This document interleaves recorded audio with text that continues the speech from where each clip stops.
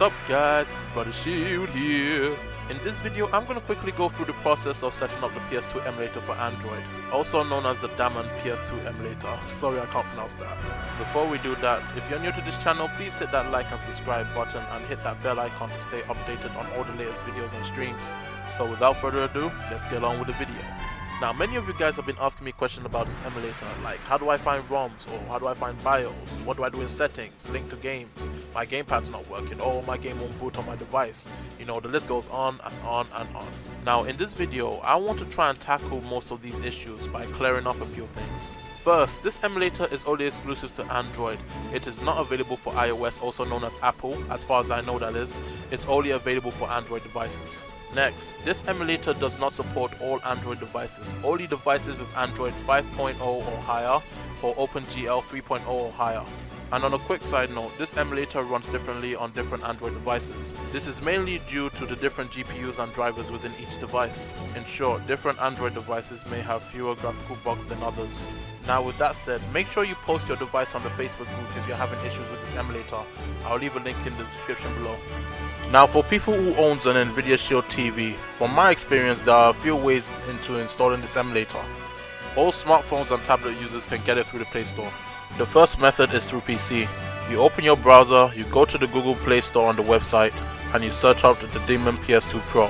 Now guys, I do not know what's going on with the free version. Honestly, when it comes to the update, these guys are a bit slow. However, I do bear with them as their last update was at the 15th of July, which is 4 days ago at the time of this recording. And just on a little side note, I'm also being asked on why on earth the PS2, or at least the PS2 ROMs, are not working on the PSP emulator.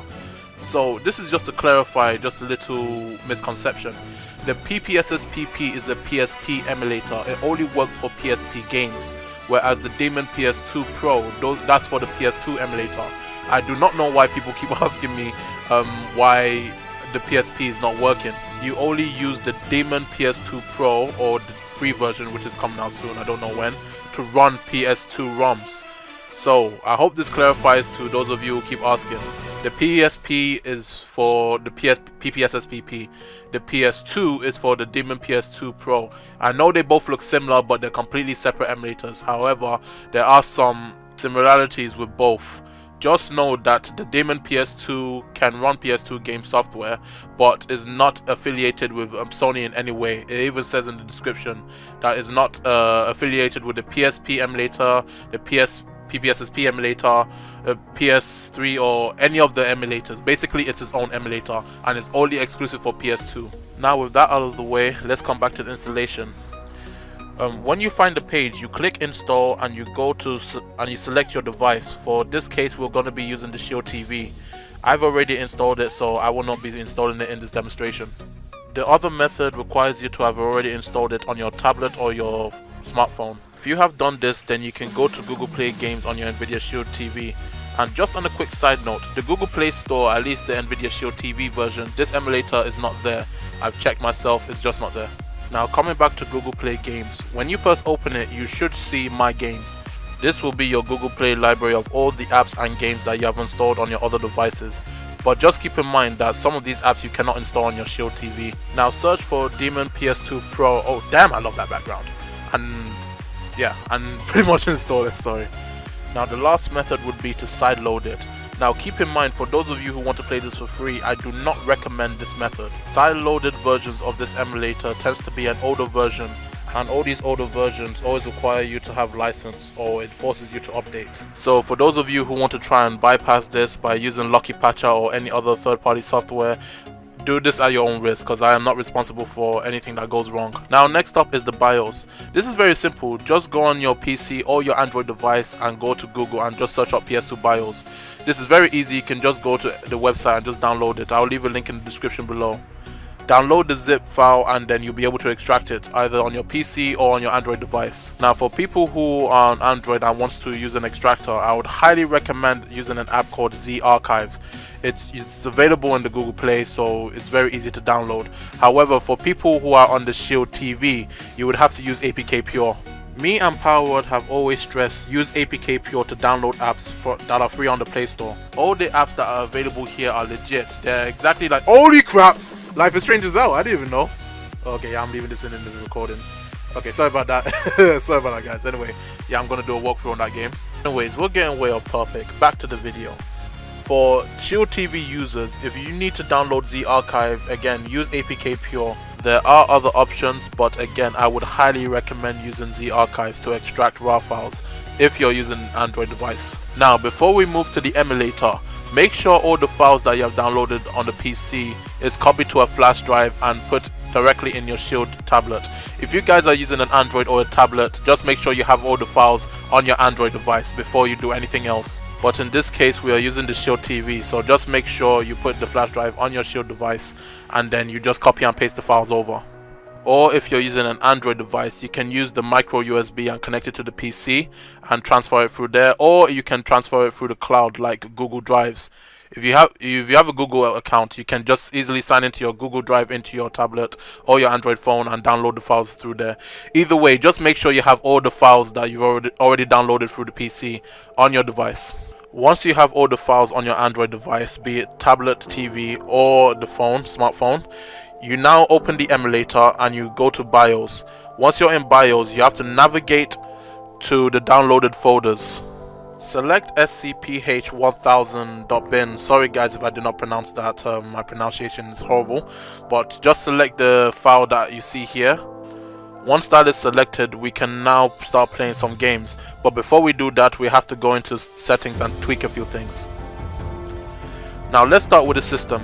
From my experience, games that have less bugs tend to run a lot slower, so what I do in the system, I try to change everything to the fastest to try and boost that performance. So to put it very simply, games that are running really slow, I tend to put at the fastest.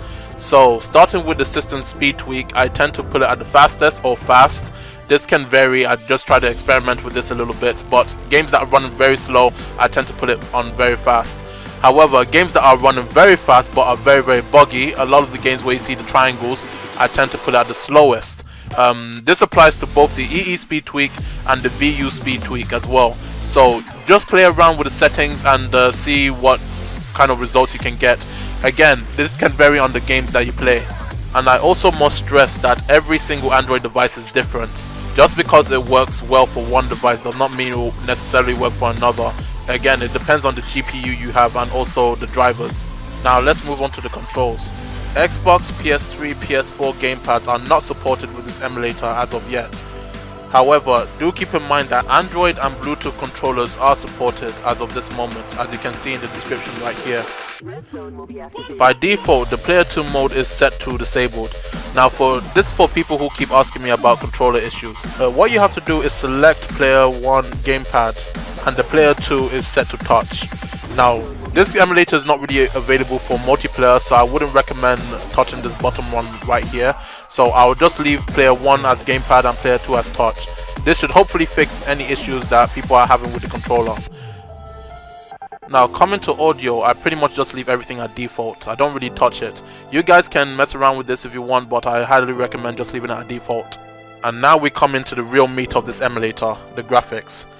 Now I like to keep the show FPS on and also show device on because I like to see the information that has been displayed while I'm also running the emulator.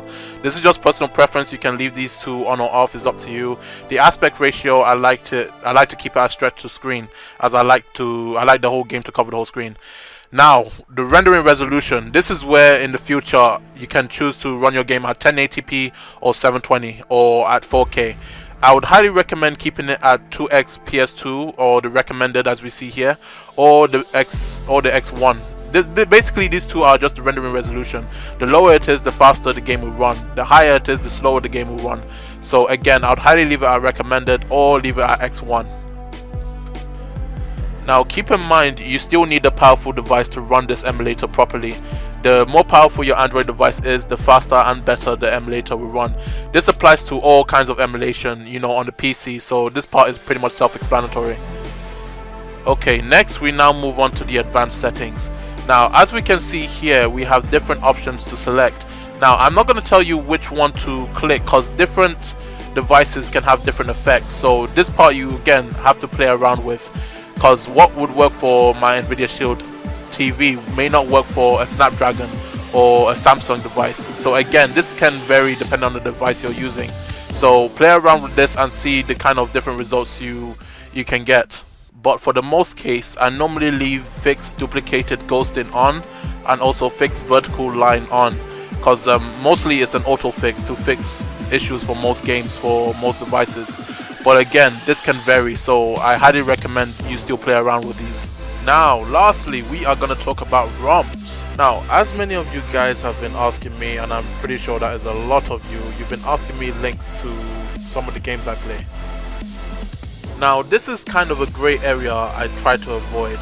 Many of the games that I play are, obviously it's PS2, but nowadays PlayStation is doing remasters of old PS2 games, such as Kingdom Hearts for instance, one of my favorite games I love to play on the PS2. Because PS2 games are now discontinued and has been for years, Sony is no longer making any money from old PS2 titles. So even if you purchase it legally from stores, Sony is not going to receive any revenue from that purchase.